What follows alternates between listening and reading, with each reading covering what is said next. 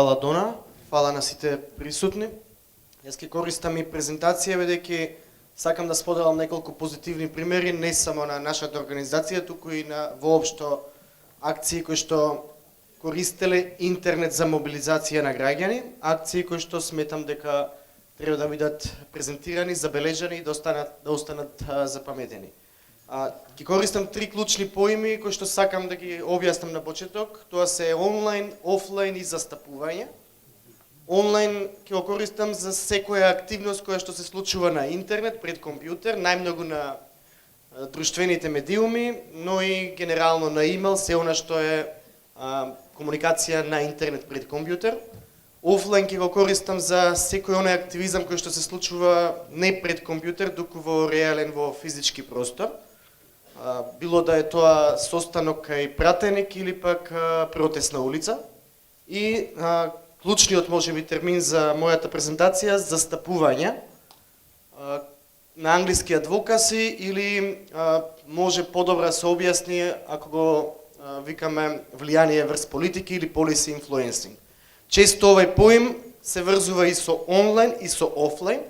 Мојата теза денес е дека застапувањето не може да биде ни само онлайн, ни само офлайн, туку треба да биде комбинација и од двете ако сакаме да е успешни, ако сакаме да оствариме промена врз одредена политика. При тоа, кога велам политика, не мислам на партиска политика, иако може и партиската политика да влезе во тој опсек и партиските политики заслужуваат да бидат менувани и да се влијае врз нив. Меѓутоа мислам и на политики на одредени институции, политики на одредени групи на граѓани, па ако сакате и политика на тоа како вашиот сосед ја паркира својата кола на паркинг.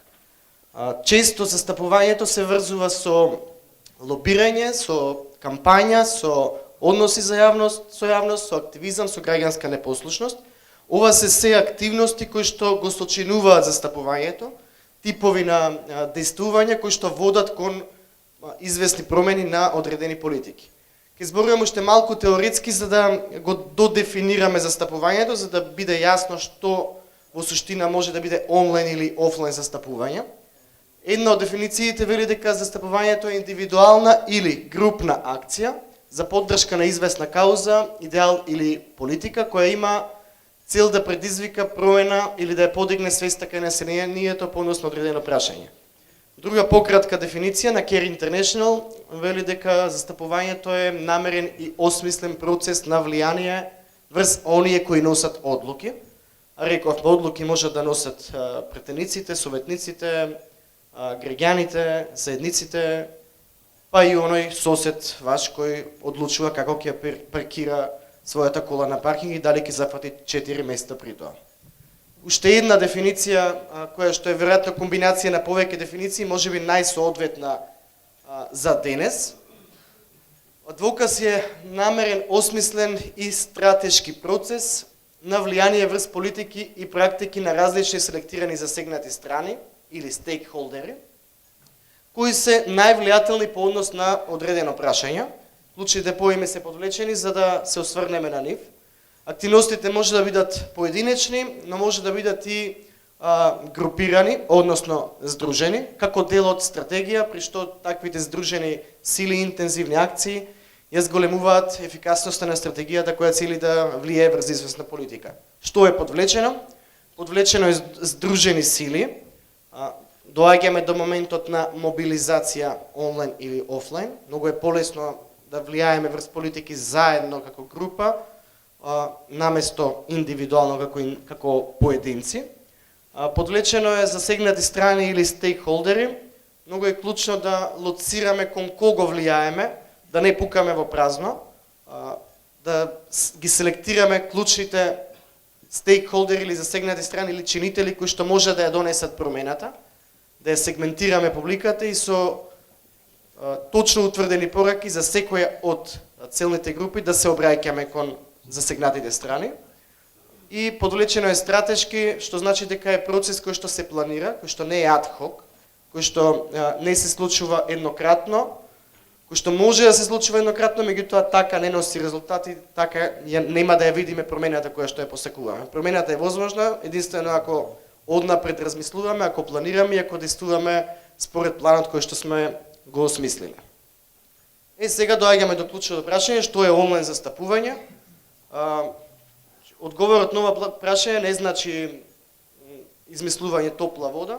Според мене, онлайн застапување не е ништо повеќе од застапување и сметам дека онлайн застапувањето е само дел или подмножество на застапувањето генерално.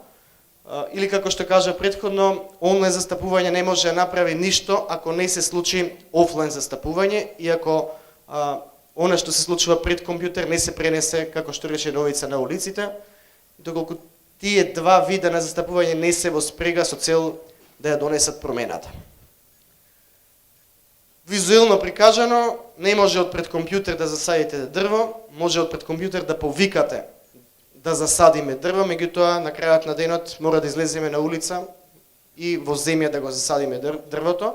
Мислам дека Тамара тука најдобро ќе ни објасни дека твитерилка не се прави на Твитер, туку се прави во парк со 1000 пластични шишиња. Ќе завлезам малце подетално во објаснување на процесот на застапување. Сметам дека е особено важно да биде виден како процес, иако сум сигурен дека повеќето од вас на крајот ќе сватат дека да, ова сме го знаеле, меѓутоа добро е да го видиме и визуелно и да видиме каде онлайн застапувањето може да игра својата улога.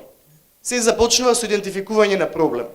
Ќе го земам примерот со протестите против полициска бруталност и иницирани од убиството на Мартин Ешковски. Во целата таа приказна идентификацијата на проблем е оној прв статус, прв твит кој што се појави на Твитер, кој што гласеше отприлика момче е убиено, не знаеме што се случува. Имаме идентификуван проблем. Меѓутоа не знаеме ништо понатаму. Битно е да истражуваме и да го дефинираме проблемот, да бараме факти, дека ако имаме добро дефиниран проблем, само во таков случај можеме да изградиме паметна стратегија како да влијаеме за да се реши проблемот, односно да влијаеме врз политиките. После идентификување го дефинираме, наоѓаме факти и оттаму излегува првата порака која што ја упатуваме кон јавност, било да е помала или поширока јавност. Во случајот со протестите, која беше првата порака? Која што остана до крај? Стоп за полициската бруталност. Значи беше откриено дека момчето е убиено од припадници на безбедносните сили на Министерството за внатрешни работи и оттаму се појави пораката Стоп за полициската бруталност. Меѓутоа, таа мала група која што на почеток ја пласираше пораката Стоп за полициска бруталност како прва порака, сигурно разбра дека не е доволна за да изврши промената и затоа се опатуваа повици за приклучување, повици и кон младите и кон возрастните, односно се градеше некаква коалиција која што ја застапува таа прва порака и која што заеднички сигурно полесно ќе влијае врз оние кои што ги носат одлуките. За жал, велам за жал, бидејќи таму мислам дека е клучната грешка поврзана со протестите против полициска бруталност и при тоа не сметам дека некој носи вина за тоа, бидејќи протестите нема, барем на почетокот, официјално тело кое што ги организира. Сметам дека грешката е токму тука што тоа официјално тело не постоеше уште на почеток, тимот немаше своја структура. Напротив, организирањето се случуваше на улица, на Мајка Тереза, на Хамери, на еден премногу спонтан начин. Односно, акциониот план е она што од сам почеток можеби ги осуди протестите да згаснат за кратко време и да не напредуваат, односно да не се развијат во нешто поголемо, иако сметам дека се една од најсериозните акции на македонската младина во изминативе 20 години. Откако се дефинира... Ова беше за протестите, претпоставам, не за мене. Откако се дефинира акциониот план, истиот треба да се испорача, нели, кон јавноста, кон селектираните засегнати страни или стейкхолдери. Зашто е потребна подготовка, зашто се потребни луѓе, пари, ресурси, да се соберат материјали, се она што е потребно за да излеземе на улица и да го кажеме она што би влијаело врз оние кои што носат одлуки. Нормално финалните пораки, екзекуцијата или реализацијата на самата акција и на крај доаѓа некакво мерење на резултатите или евалуација. Ова е тој циклус на застапување и ако ги разгледаме чекор по чекор, ќе сватиме дека во секој од овие чекори е возможен онлайн. Меѓутоа, ако ги анализираме повторно и ако се запрашаме дали само онлайн може да ја заврши оваа работа, јас мислам дека не во никој случај, дека сето ова не може да се направи само онлайн. Особено ако ги погледнеме и придружните процеси кои што следат на процесот на застапување, кои што одат паралелно со секој од клучните чекори, тогаш приказна да станува уште покомплицирана и бара офлайн, бара состаноци, бара да знаат луѓето со кого зборуваат, ако си пишале на Твитер, да знаат кој е тој човек, каков му е гласот, каква му е тупаницата, каква му е фацата, ако сакате. Впрочем, ние можеби во оваа конференција да организираме и само онлайн, меѓутоа сметавме дека луѓето треба да се видат, да се дружат, да се запознаат и дека ефектот е така поголем и промената која што сакаме да оствариме општеството полесно ќе ја оствариме на овој начин. Овој циклус може и да се упрости генерално на ваков начин. 3 клучни процеси, рековме, истражување, мобилизација и акција и нормално на крај не е наведено, бидејќи доаѓа некако природно, да измериме што сме постигнале, односно евалуацијата. Сега ќе одам со конкретни примери за секој од овие 3 клучни процеси, истражување, мобилизација и акција, за да видиме дека е возможно онлайн активности да ни помогнат во остварување на целта, но и за да видиме дека онлайн мора да се комбинира со офлайн, за да има успешна стратегија на застапување. Истражување кое што се појави вчера или завчера, ако не се лажам, каде се Хера, мислам дека Хера го лансира онлайн. Претпоставувам дека екипата која што го прави ова истражување сака преку онлайн методи да дефинира некаков веќе идентификуван проблем. Истражување кое што се спроведува веќе на терен онлайн и кое што веројатно резултатите кои што ќе ги пласира ќе користат и за офлайн активности. Уште еден пример на онлайн истражување спроведено од невладината Реактор истражување во акција. Овој пример покажува дека преку онлайн активност дури може и брзо да се ги коригираме грешките. Погледнете го коментарот. Што во случај да истражувањето веќе било испечатено и пуштено на терен, сигурно дека корекција на 2 пати спомнатата српска националност нема да била можна. Онлайн ни дава можност брзо да се коригираме и да и дозволиме на заедницата да не коригира. И примерот кој што го спомнав на почеток, тип на истражување за идентификација на проблемот. Ова е првиот твит врзан со протестите против полициска бруталност. Твит кој што идентификуваше проблем, кој што иницираше понатаму други истражувања, кои што го дефинираа проблемот, кои што па резултираа со мобилизација и со акција на улица. Мобилизација. Ова е мојот ньюсфит некаде во јуни, кога нашата организација работеше на мотивирање на граѓаните да излезат на избори и да гласаат за било кого, па макар и за Чак Норис.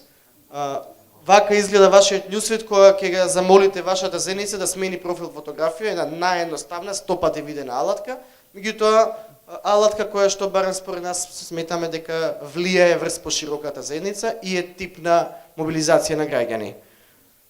Стефан Алексич се лути пошто му ја украдов идејата со слайдот. Друг тип на мобилизација гледаме секојдневно. Секојдневно се појавуваат групи кои што ја мотивираат пошироката заедница да помогне за да спаси живот.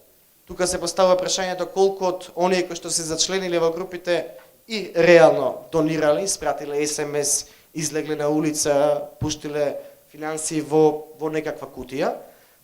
Меѓутоа, овие Facebook групи според мене ја губат својата кредибилност најмногу поради овие Facebook групи. Групи од типот да се собереме двајца без тројца, групи од типот да се собереме за да не се собереме, мислам дека ја девалвираат моќта на оние вистинските групи кои што имаат некоја вистинска кауза и сакаат вистински да мобилизираат заедница.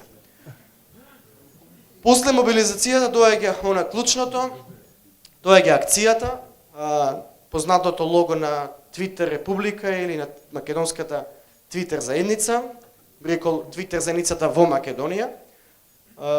Одам повторно со примерот од протестите против полициска бруталност, нешто што започна онлайн, нешто што беше нужно да се премести офлайн, па овие символи и знамења од првичен дизајн на интернет се претворија во принт на вистински физички знамења и ги исполнија во тоа време улиците. Мислам дека се уште се користат за да ја обележат Твитер заедницата од Македонија.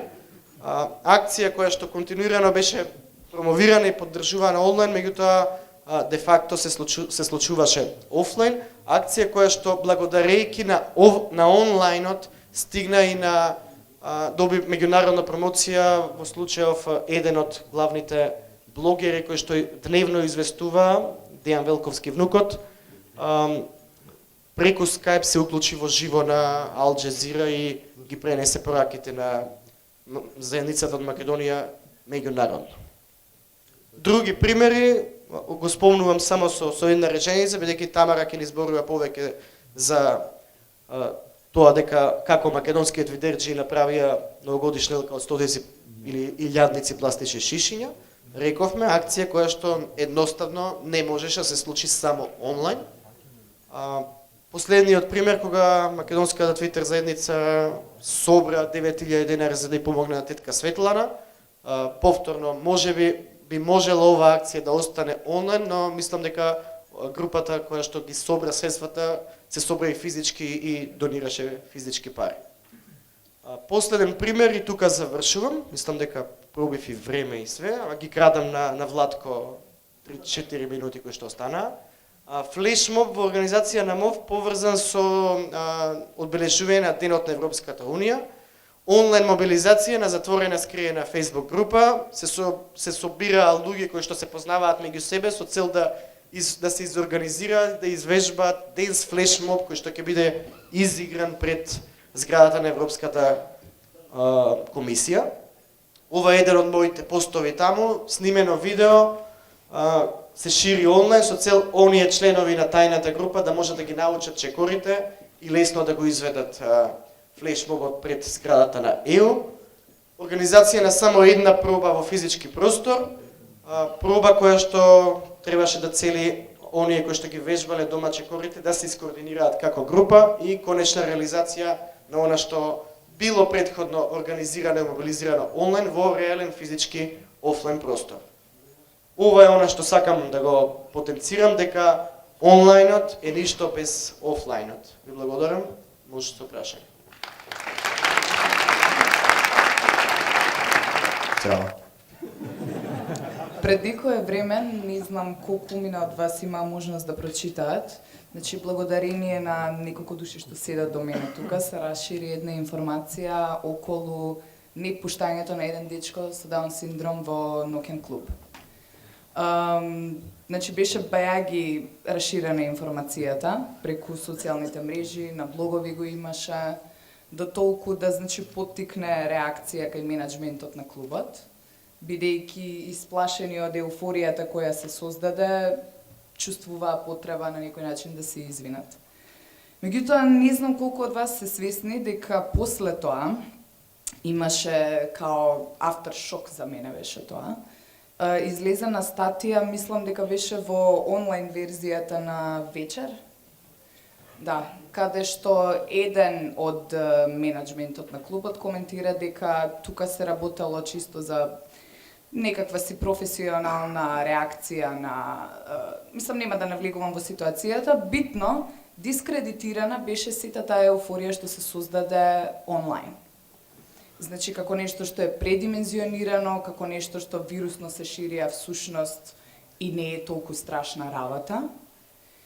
И веројатно недостатокот од офлайн акција веднаш после тоа придонесе кон самиот онлайн ангажман некако да се заташка. Сега, мене тоа ми пречи и би сакала, значи, да прашам што сметате, што мислите дека може да се направи кога некој апсолутно дискредитира онлайн застапување како нешто што е, популарно, сите го шернале, го лајкнале, го кликнале, го ретвитале и никому ништо? Благодарам за прашањето. Прво, не мислам дека акцијата е дискредитирана заради тоа што се појавила една статија во онлайн изданието на Вечер. Ниту мислам дека онлайн изданието на Вечер е толку читано и толку мокно колку што цела заедница ретвитала и шерувала и ги праќала пораките. Офлайн акција дефинитивно е потребна, особено во ваков случај, бидејќи ние имаме надлежни институции по однос на овие прашања, кои што можеби не одговараат на имейл, меѓутоа ќе мораат да одговорат ако се испрати официјално писмо или пак ако се соберат макар и 10 луѓе пред вратата на институцијата. Не знам колку одговорив на прашањето, поентата е дека акцијата не е дискредитирана според мене, под А, под Б дека акцијата ќе го видела сигурно подобар резултат ако имала и некаква офлайн завршница. Кога за некоја активност ќе се нападат стотици луѓе, а на лице место или зад мајка Тереза ќе се појават само 20. И моето прашање е што може да се направи со хипстерлукот на онлайн заедницата? Трендово интервју за Радио МОВ вика да објавеа Гоце и Даме дека ќе креваат востание, сите ќе им лајкуваат, милиони ќе го лајкуваат статусот, ама никој немаше да отиде на Мечкин камен. Прво, јас имам проблем со ова хипстерлуков, не го разбирам, значи не знам што е по дефиниција, така да не можам да одговорам дали е нешто позитивно или негативно. На твит фидот прочитав дека конференцијава била премногу хипстерајска и ради тоа била лоша. За од друг да прочитам дека вистинскиот хипстерај бил на некоја друга конференција која што паралелно се случува во друга сала, каде што веројатно се гледа енгејџмака. Не мислам дека сум тој кој што треба да одговори што можеме сите ние да направиме за да не бидеме илјадници, да не се собираме по групи на Facebook илјадници, да бидеме само десетици на офлайн простор, во физички простор. Веројатно клучот лежи во оној процес на застапување. Тој циклус ќе биде успешен само ако сите чекори се исполнат квалитетно и внимателно и стратешки. Падне ли еден од тие процеси или не се реализира еден од тие чекори, акцијата е осудена на неуспех. Затоа ние тој круг ќе го повторуваме неколку пати, десетици некогаш, можеби и со години, и можеби повторно нема да успееме, меѓутоа теоријата барем и искуствата велат дека тоа е патот до успехот. Идентификување на проблем, негово дефинирање преку истражувања, дефинирање на прва порака, градење коалиција, подготовки, акција, евалуација. Потврлиме ли ка еден од тие чекори, повторно нема да имаме резултати. Или грешно сме го дефинирале проблемот, или не сме собрале доволно силна заедница која што може да го решава проблемот, или сме се собрале многу, ама не сме се скоординирале, сме цртале хамери зад мајка Тереза наместо да се оформат работни тимови кои што добро ќе испланираат, или на крај сме потврдиле во клучната порака. Сиот тој механизам на акција и реакција ова се што го зборуваше, не чув ниту еднаш каде го гледаш местото на медиумите. На традиционалните? Да речеме. Местото на медиумите зависи од оние кои што ја прават акцијата. Ако ние како активисти одлучиме вас традиционалните медиуми да ве нема во приказната, тогаш нема да ве има, ќе треба сами да дознаете дали сме се собрали или не сме се собрали, што мислам дека е погрешно да не ве известуваме. Така да во тој некој циклус на акција на застапување или на адвокаси, веројатно во испорачување на пораките тука се појавуваат за прв пат и медиумите. Иако ние можеме да контактираме со медиумите уште при дефинирање на проблемот. Од наши искуства знаете дека некогаш излегуваме во јавност само кога имаме дефиниран проблем. Објавуваме резултати од истражување. Немаме план што ќе правиме понатаму, како ќе го решаваме проблемот. Сакаме само да ја покажеме сликата и да мотивираме некој друг да го решава проблемот. Дали е тоа институција, дали се тоа граѓани, дали се други организации кои што подоста би ни се приклучиле. Така да веројатно зависи од случајот, меѓутоа најлогично е да бидат контактирани медиумите кога се испорачува финалната порака. А за вашата улога може би треба и да кажеш. Океј, фала ви многу.